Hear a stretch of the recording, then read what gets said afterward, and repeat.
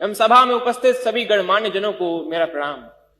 जिस विधानसभा को आचार्य नरेंद्र देव, पंडित गोविंद वल्लभ पंत और चौधरी चरण सिंह जैसे नायकों ने सुशोभित किया, उस देश की सबसे बड़ी विधानसभा को मेरा सादर प्रणाम। मेरा नाम अर्जुन है, कक्षा 12वीं का छात्र हूं। संविधान के 75 वर्षों की यात्रा पर बोलने हेतु तीर्थों के तीर्थराज प्रयाग से आपके समक्ष उपस्थित हूं। यूनिवर्सिटी ऑफ शिकागो के प्रोफेसर टॉम गिन्सबर्ग ने 1789 के बाद लिखे गए 190 संविधानों का अध्ययन किया और पाया कि इन संविधानों का औसत जीवन मात्र 17 वर्ष है। परंतु भारत का संविधान भारत के उत्कृष्ट मानवीय उपादानों का प्रतिनिधित्व करते हुए 75 वर्षों बाद भी आज दृढ़ता के साथ विद्यमान है।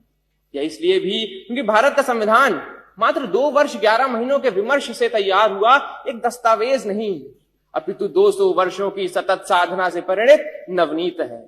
ये यात्रा एक राष्ट्र के रूप में हमारी आत्मा का, हमारी सामूहिकता का उत्सव है। प्रसिद्ध जर्मन दार्शनिक इमैनुअल कांट ने अपनी पुस्तक क्रिटिक ऑफ प्रैक्टिकल रीजन में लिखा था कि constitution to be just must achieve the highest level of possible freedom for human individuals.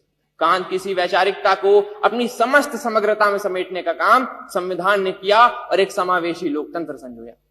Bharat का संविधान सिर्फ इसलिए बड़ा नहीं है क्योंकि इसमें 1.5 लाख शब्द हैं, अपितु इसलिए भी क्योंकि इसके पृष्ठों से महात्मा गांधी के हिंद स्वराज, भगत सिंह के क्रांति, अंबेडकर के सामाजिक न्याय और नेताजी बोस के संप्रभु और सशक्त भारत की आकांक्षाएं भी परिलक्षित होती हैं।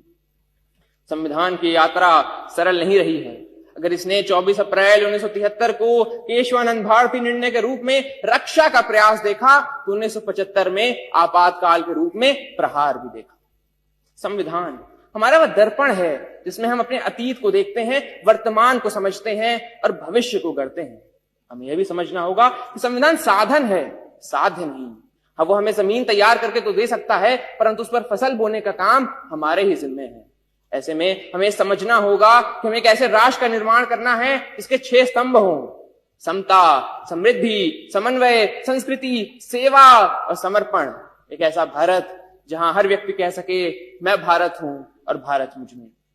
जहां विश्व में तमाम जगह संवैधानिक मूल्यों के लिए, मताधिकार के लिए आंदोलन देखे गए, वहीं भारत में सहजता से प्राप्त मताधिकार एवं मौलिक अधिकारों ने शक्ति का संचार किया।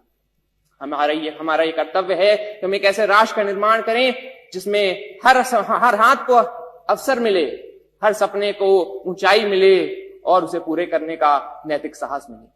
अंत में इतना ही कि हमने तहरीर की है कागजों पर सदियों की बातें, हमने तहरीर की है कागजों पर सदियों की बातें। संविधान यूं ही नहीं, हर लफ्ज में एक कौम की सांसें।